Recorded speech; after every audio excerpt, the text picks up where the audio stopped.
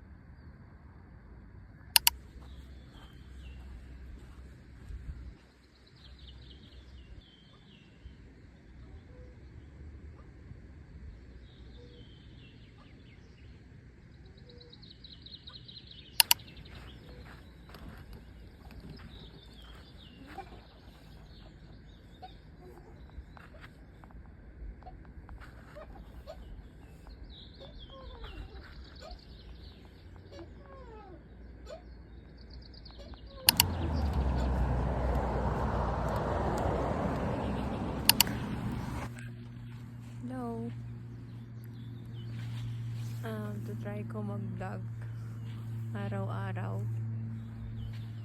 kasi wala pa akong ginagawa dito, hindi pa ako nag-aaral ng language. Napagdesisyonan ko kaya ang asawa ko na mag-vlog.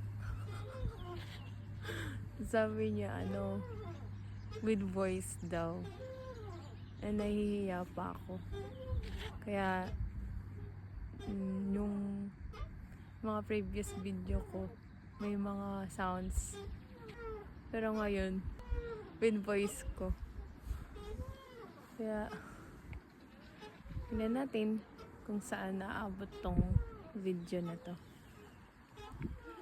Makakaubos ng sasabihin pala tong video, basta ini-enjoy ko lang dito kayong place. Sobrang nakakagaan, nakaka-peace of mind.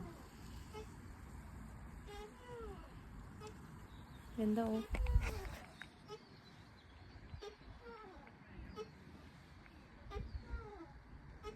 Mag-8 PM na guys, pero dyan pa rin si Araw. Tapos madami pa rin nag-bike, nag-walk in dito sa lake. Swing lang. Ako lang mag-isa ngayon. Naglakad na ako papunta dito sa lake para exercise na din.